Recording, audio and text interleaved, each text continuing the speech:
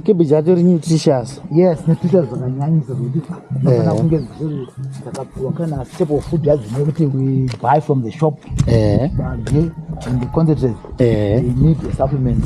All right.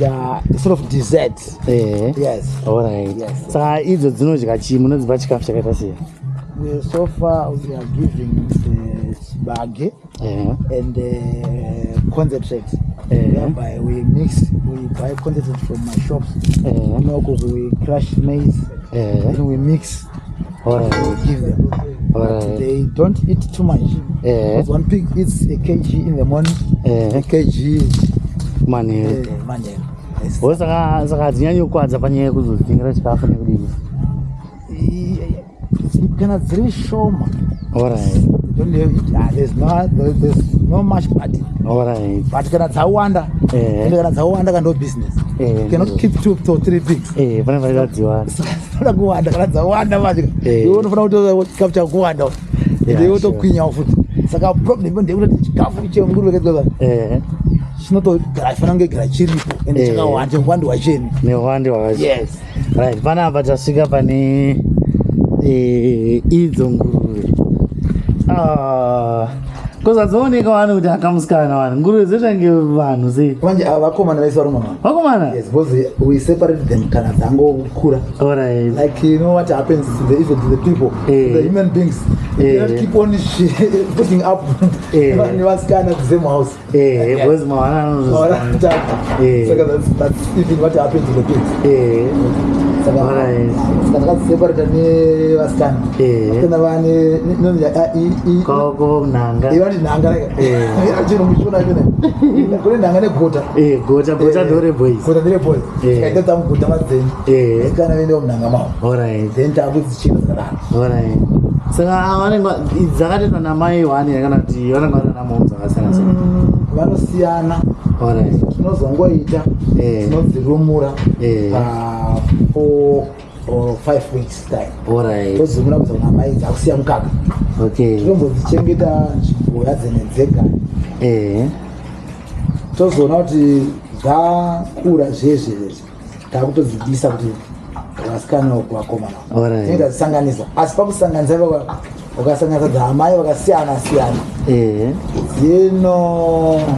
dzinorwa. Dzinorwa dzotozvatoti hasi wekwedu. Yes, atotoziva kuti dzisarwe manje. Tinozita kusanganisa we take oil cha engine oil. Engine oil tinongodzipuruzira no the engine oil. Engine oil dzese dzakatanga kupfekedzana manje hadzichanzi kuti uyu hasi wekwedu. Yes, hadzangoti uyu hasi wekwedu. Dzinovhiringika wema vatinounzwana kuti uyu hasi wangu. Tinonzwana nehwema tinogara nekuzivana kuti tozira oil. Dzotanga dzichimurwa futi dzisarwa chikachairana. Saka kukurwa kuti kunakirwa kana kuti kutorwa kuda kutorwa te kusaizana ungosaizana kusaizana kuti iwo control tozinomuitana boys asi kunokune kutamba vanongasana mbonani kuti ndasana mbona nguruve kuti dzitoro playful zvezvizvi. Usually ndongodziona dziri dzakango zvai zvokuti dzedzingori 1-1 usually dzve dzakasinodaisogara dzaguta nenzara hadzirweso daiso dzakati tatarwa dzichichema kuti tipewo chikafu. Pane imwe yakaine zita so yainzani marondera yakazodii ndevamwe ka ndotisikana ka marondera ndeyeni vana. Yes, yakaita ka1 ndeva marondera. That's 12 pigs. 4, 6, 8, 12. Ichiripo marondera marondera mwanaka hasa marondera isimbi yebasa ndiyakaita vana vesa. This is our first pig yakauya yoyo. Alright. For another pig. Saka ava vasikana nevakomana ka? Yeah, they are still mixed. Alright. Apa tikambodzimbokura dzasadzana musikana. 12. Some they can go up to 14 or 18. Yeah, depending. Saka marondera ndiwo vana ake kutanga. No, second. Saka kurati atwani 20 something vana vaunza so far. Yeah, last time I got 9. Alright. So what was first time? Yeah. Plus this, you are 20. What are 20? Imagine. In how long? In 2 years. 1 year. 1 year. Yeah, it's because you gotta meet here. No my girls guy. I'm a gamer. So what mune uti tukawanda kama sana.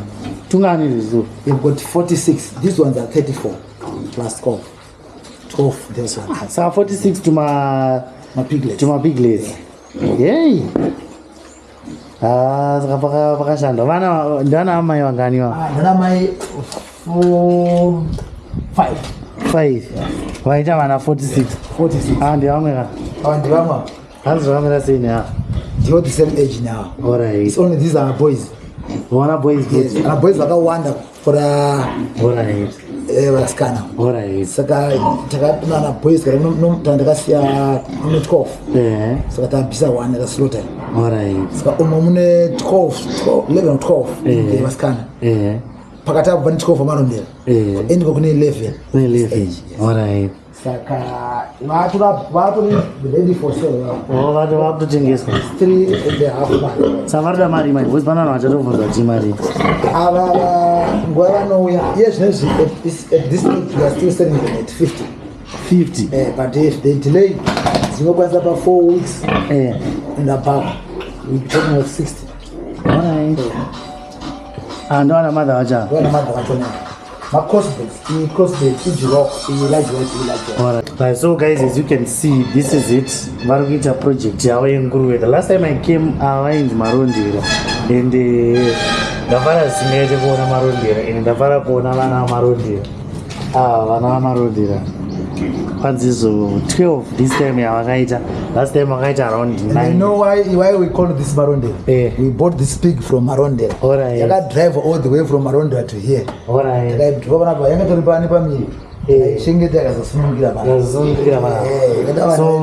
So Marondera so far atone vana vanosvika 20 within a space of less than a year. That is very, very interesting, guys. This is very, very interesting. They look nice and no nakiza. Like now, these things they are very attractive when they are healthy. At one time, if you come, like if it come last week, diarrhea. Why would I change over a food from the crib to the grower? Yes, it's no chaya. Alright. So that if you don't know the remedy, and how to cure, to not gonna go for. To vomit good to chai. So that no medication at no tuber. That's what you don't give one God. Yes, these are people. I know that digest the system and these things they can't find anyone. I to shake it. To not go get in the exactly. Alright. That is very interesting. I don't have food that no, I just need 1 kg in the morning, 1 kg money. As when they are too much like this, one of that too many so. Panoshando. To put that time in the game, T1 is comfortable. Alright. But it's like a sense of money. A day, they need 3 baggets. 3 baggets are low nice also. 3 baggets. No, I don't know 3 baggets. Yay! So 3 baggets is 1 bag. So you're talking of 150 kg per day. 50 kg per day. That means per per month, that's 1.5 tons. Yes. So things is comes with captain waste one.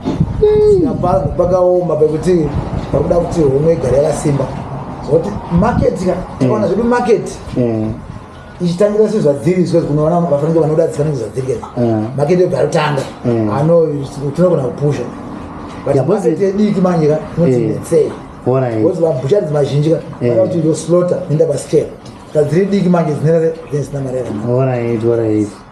Alright. Vanhu vanenge vachida kuita zvekuti hakuna here kana vemahotels kana chii vanenge vachida chiri nenyama neto dai vachinzi vanotenga ilife. Yes, another slot. Then we wait. Then they take the body. They can even live with sorrow. So I think so. It's unfair, man. After I have put us, I got my matumbo. Makasaba scale, it can go as 50 or more, 60, 70 kgs. No, it's good. Alright. As long as I think the one I can tell you, Nguru yakakwanisa kumita 50 kgs and above. No, it pays. Alright. Other than less. Alright. Saka inenge chamari per kgs kana chitengepo. Kunongo kuti ne challenge yekuti avasida kuramba kupinda pa 350 per kg. Was mostly pork mazaneka. Yakutengeswa at 450. $5. Some even at $6 per kg. Alright. My local butchers. Askana mama butcher mango ya arkunzoko kwete mu highway. Ekunzoko what is $6 per kg. Alright. Saka vari kutora $3. Hey. So $3 ga it's not what say. $3. Yes. You was it a 6? Just on a 5 or 6. So you were not $2 per kg, but that's still varima. But that's very, very, very. Missing us so far, but asanda anda kuma abattoirs. Alright. Abattoirs angu rumors kuti vanotenga nema 3 chapo different. Alright. 320, not 350. But even they sell it around $5 or so. Yeah, like an abattoir kana fika vanda kuhoda like. They want to water. Kana kutengesera vamwe vanohoda kwawo vai. Anozononzwa kune mari manje. Alright. But iwo kunzwa notenga pari pa live big rongesa pa maskeri nofunga in live. Alright. Ngori muona 50 60. About 3 or 320 per kg. Alright. Because mabotos na avashendesa my life. Alright. Yes. So vanenge vaskero in life nofunga. Yeah, because until havazoiti zvotanozombotora zvimwe zvinonogaya vazogadzira zvimwe zvinhu. He mostly my pigs. Matumbe vamwe havadye. They are not interested again in eating mana papu esinima nezvitaka zvezve. Vamwe havadi asi vamwe vanodya. Havadi vamwe vanodya. Asi nguruve good meat. Good meat handizvi? Soft and good. Mazati ndatoshamisika kuti vanhu vanongoida apa iwe as a farmer unenge washandisa wezi paunonzi $3 ka hazvirevi kuti iwe utangira paprofit ka $3 unenge watomboshandisa imwe mari yaunenge washandisa wezi kana mutotaura kuti munoshandisa around a ton per around 1.5 tons per month. Yes. Iya vanenge vachikwadza anoona nguruve this one yakasi ndo ana mai vevana. Alright. Alright. Saka avatenge vadiki vana. Yeah, is that their first birth? Saka vachito vanozokura kunge marondera. Exactly. That's where they are going. Alright. Yeah. Zvidiki vasikanaka. Vachabva vanotanga kuti vanotanga. Alright. Vachiri zamu vanasikana. Oh Yeah, don't very well. Vanenge vamboita. See this one. Yeah, I think tonight man ndofana kutoipa mudhara. Yakuda. So yatori active. Yatori active yakutsvaga something. Vakachila zvavo. Yakachila yakasotwa. Ichiderera. Ndinozoona kuti dumbi rara kuguta dumbi. Derera. Iyi futi yakasotwa. Alright. Yatori right. So this one manirana so. Vanenge vaina mudhara. Inongena mudhara. So we take it to the bedroom. Alright. We're in our bedroom. Samdara arimo zvavo. Aiwa zvakanyanya. Anoziva kuti ndikuikirawo baby nhasi. Dzinokommunicate like this thing. Alright. Whenever totanga not talks us not time baba. Totanga gafe. Not taurana taurana. Kuipinda kama. Totanga taurana. Intenda kumsoro wewe kumromo. Mane ma talks no. Talks. Yatodai. I saw tease. That's interesting. Nana. Tonde. Wake up. Tonde. Wake up. Savesa vana vatonde. Tonde, wake up.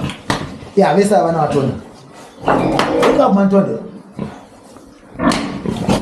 Sumuka kanti. Wake up. Yes. Ndara sho. Inenge yadya yakutaka.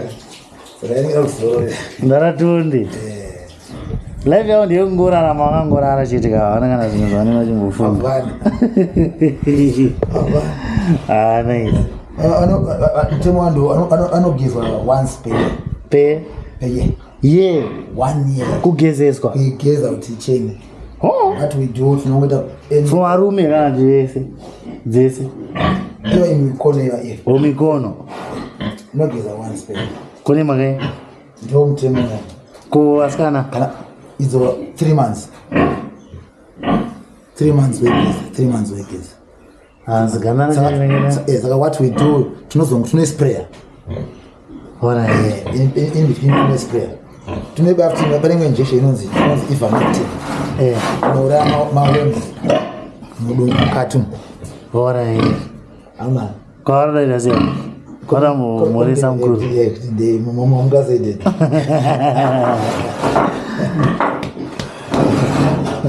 Nice. So then I don't care. So I will never try this. Save as a tank. Fam. You need 2 seconds. Yeah. Sabar kusando. Barusan.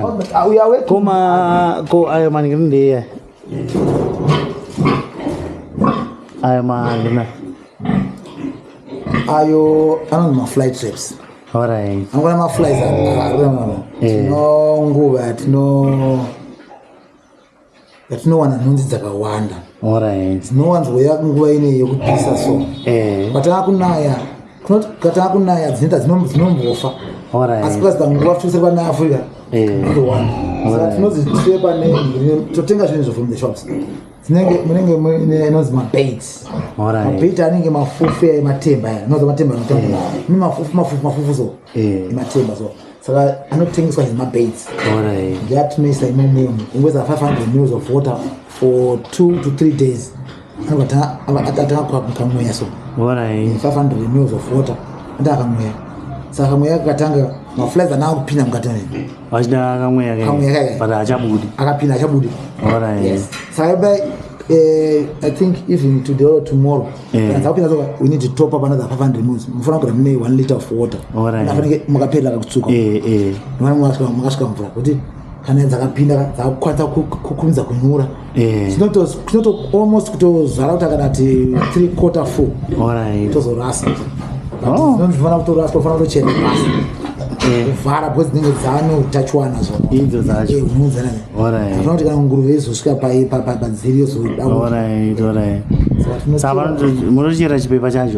No, just offload. Oh, no offload. No offload that. Then we put new stuff. Oh, that's interesting. That's nice. 1, 2, 3. And one amount. One is flight. So no battery and I'm going to get a wound. Eyes on it. Eyes on it.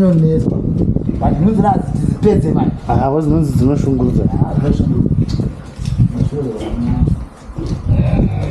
Samaru things are to choose with we need my customers but what waone anoda zokuchengeta auye no kuchengeta yes kana 10 because we don't have makama takachengetera muno they are on offer set kubula dzese 346 what we shall do before we sell them to take this because to not choose our 5 or 6 for our breeding. Alright. Alright. To not choose all the more than ana makana iso ava kuzosvika pakuti vachita vanawo iwo vananga kare basa 8 months. 8 months. 8 months inofana kunga kwaza wana. Oh. 8 months. But it's not about 7.5. Oh. But 8 months is the right time. Alright. And it's one of the same age. Alright. 8 months will come 12 months. Oh. It's no quaram son. Oh. Ninga kuriro ninga kurisa kana kurisa child. Oh. I'm gonna say proof.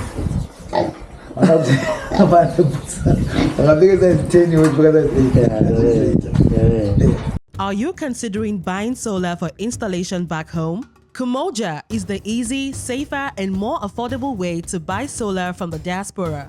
Buy now and pay later. Pay in affordable monthly installments. Get approval decision within minutes. Get your solar once you pay just your deposit. Don't just buy solar with Kumoja. Get help with your other projects back home too. Kumoja, building back home. Easier, safer, and better. WhatsApp +44 77 634 98401. Visit our website on www.kumoja.com.